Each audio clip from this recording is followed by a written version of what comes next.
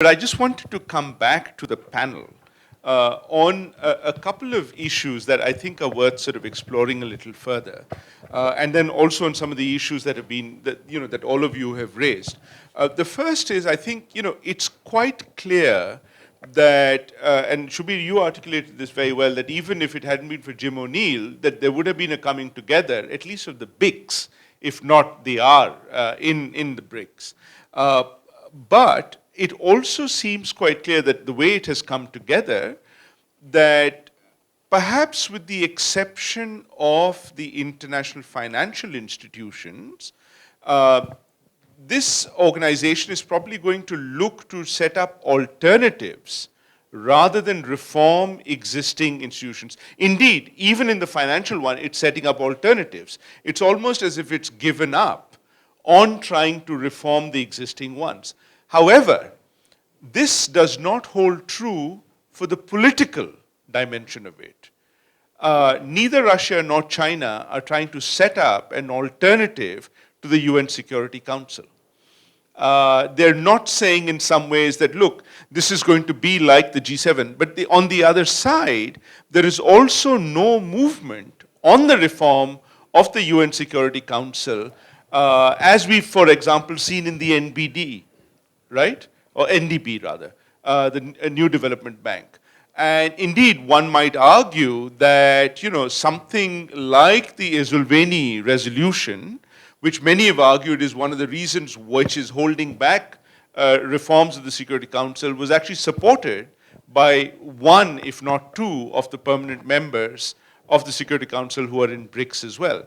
So with that context, is there a sense that BRICS is going to really lead to the development of new economic institutions and instruments, and therefore that's one area which it's going, where we can see the greatest amount of movement, but also that perhaps in institutions or in areas where institutions or norms do not exist at the moment, in particular cyber and climate, to mention just a couple of those issues. But then the question then comes, how do you actually resolve the differences and the contradictions that exist within the BRICS members before they can actually go forward in trying to develop a common sort of understanding and institution for either cyber or for climate. So perhaps, I'll throw that out open to the panel. Would anybody like to take that on? Nandan, why don't we start with you and then we... Well, first, about this institution building. The reason the NDB and the others have come up is precisely because the Bretton Woods institutions, and in this case, as was pointed out, probably more because of the US Congress rather than anything else, but refused to adjust and accommodate the interests of the new powers that were emerging. Also, I think if you look at it in the broader context, this is really about a power shift. It is moving from the Euro-Atlantic to the Asian continent. And this is going to be reflected not only in the economic sphere, but also the political. But in the economic sphere, the fact that there is a shift can be seen in the response to the AIIB.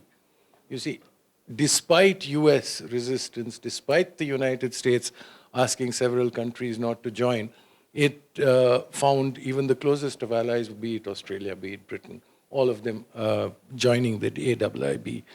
In fact, there are Japanese officials who have repeatedly pleaded with the United States to accept the changes in the World Bank and IMF, precisely because of this, saying that if you did not accommodate China in those bodies, China would branch out on its own, and then you would have institutions that would be challenging. That is one aspect. The second is on the why the political reforms are going to take a little longer, is because in the political sphere, you actually are going to take, there's no power vacuum. So in this particular context, Europe, if not the United States, will have to actually cede power. In other words, it is countries that are today sitting in the driver's seat, maybe Britain or France, have to actually cede a little bit of their power to other countries. So the resistance to political reforms is across the board. It's not just the United States or Washington which is resisting change, but the entire alliance. Also, the resistance is even within BRICS. I mean, Russia and China also do not want a dilution of their, let's say, veto power, because any new membership with veto would automatically mean a dilution of theirs. So this is something that has to be resolved, but I must admit, at least in the case of Russia, having spoken to them, they feel that ceding some element of power to the newly emerged nations is actually going to cement what we call multipolarity, what they call polycentricism, you know. So in Russia's eyes, in the long term, this is a positive development. So therefore, they are willing to consider the ceding of some of their power. But I can see the problem that exists in other areas. And finally, on the issue of commonality in terms of climate change and cybersecurity and all, I'd like to point out that in cybersecurity, actually everyone's agreed on multilateralism. The problem is on multi-stakeholderism. No, these two separate. On multilateralism, all are agreed that, you know, it cannot be governed just out of Washington. It has to be diluted amongst the others. But it is on multi-stakeholderism that you have a problem, because probably China and Russia are not on the same page on that issue. So that is something, yes, definitely that has to be resolved. But the fundamental issue that there has to be a democratization, or rather a spreading of how cyberspace is governed, is something that there is a common understanding and approach. And similarly on climate, I think if you look at the 4 out of 5, and Russia here has clearly said that it will follow whatever the other countries are saying. So you will have a common approach again emerging, in my opinion. Let me put it like this, I mean, very, very bluntly. India is within the climate debate saying that we are an exceptional nation, and we are demanding an exception. At the same time, we are not asking for any kind of aid from anybody. All we are saying is that if the world feels that India is going to be the nation that the world wants to transfer from a pre-industrial to a post-industrial state without using fossil fuels, then the world also has to create the conditions that enable India to do so. And India is not asking for handouts, grants, or aids. But India is saying you have to give us access to technology and access to finance. Today what is happening is that technology is available, but everyone is saying, asking Indians to find the finance within themselves. What we are saying is that's not going to work. The world has to provide us access to finance. We are asking for commercial loans, we are not asking for grants. I keep repeating this. We are saying give us access to global finance, and then we will be able to use those technologies and do what the world wants us to do. So if you want China to be the last country that went through the Industrial Revolution using fossil fuels, then you have to enable India to do something else that you want us to do. I'll end with that. Nandan, thank you very much for that. And again, you know, you've raised a couple of points which I think are important for us to, you know, follow through as well, among all of the other bilateral and other sort of assertions that you've got. But that apart, I think, is there a case to be made for greater coordination among the BRICS countries on issues before the Council, even though the 3 IPSA countries are not members? And you know, I turn to you, Ambassador Duarte, in the sense of, you know, this may be, well, your next challenge as you move to your, you know, new position. But do you see that as one option of a halfway house, among the other issues that Nandan talked about, also on whether you think there's a greater consensus on multilateralism on cyber governance? Thank you very much. These are, of course, very pertinent questions. Let me try to focus on the, well, first the issue of the reform that you mentioned before, whether, I mean, in the economic field at least, if the decisions that BRICS came to the NDB and others were as a result of them giving up on other reforms. And I think that is partly of the part of the explanation, not that they have given up on those reforms, on the IMF, but the difficulty really in changing those institutions significantly and in a timely manner, I think, of course, did have a big impact on the decision to go forward with its own institutions. But also the actual economic reality in the world today. I mean, China is a number 2 economy, soon to be number 1. So you cannot ignore the impact of other BRICS countries. This country, I mean, economically is strong and growing. I mean, my own country, Brazil. I mean, even though there may be upturns and downturns economically, but these are big countries, and they cannot be ignored. So, I think a conjunction of both a certain frustration with the incapacity of these existing institutions to adapt, for the time being at least, and really the new economic realities in the world have brought forward these new efforts by BRICS in the economic field. Now, in the political area and the United Nations Security Council, then I think the complexities are greater in a certain way and are different.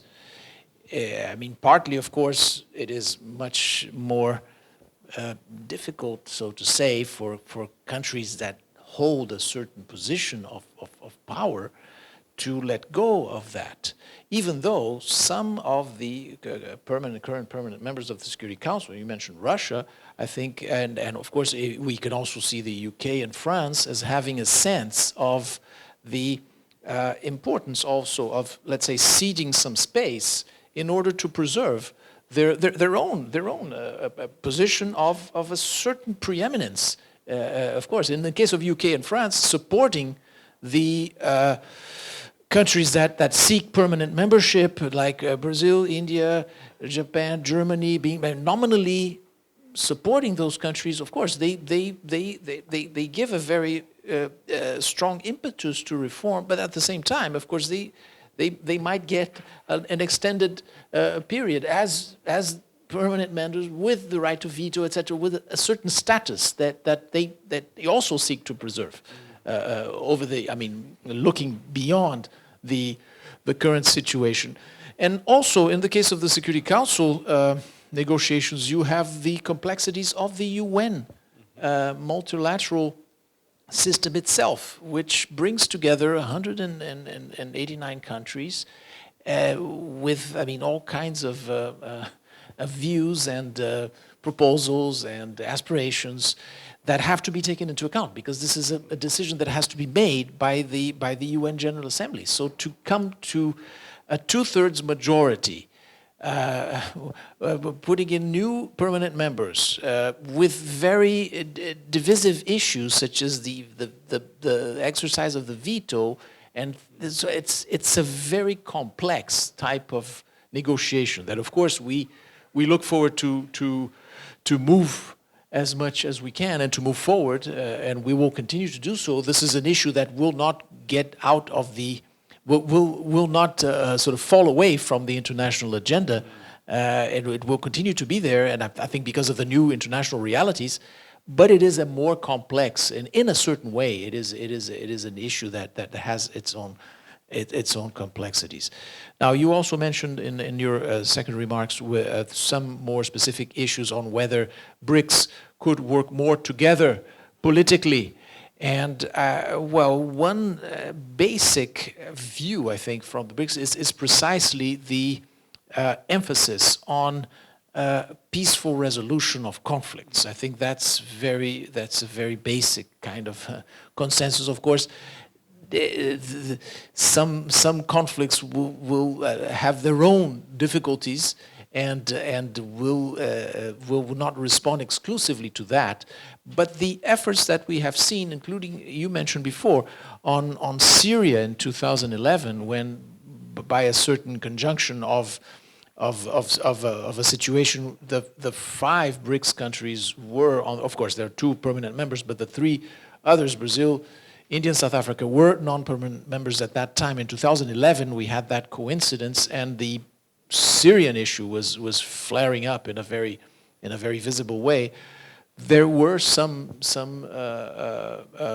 discussions in that respect, and the subgroup IPSA made a specific effort in that respect. Of course, that is a very difficult conflict. It's still continuing, but I think the emphasis on a peaceful resolution of conflicts and trying to, at least as much as possible, give not just a chance to the non-coercive methods, and also as a corollary to that, the prevention of conflicts is also something that can be, I think, worked within those 5 countries.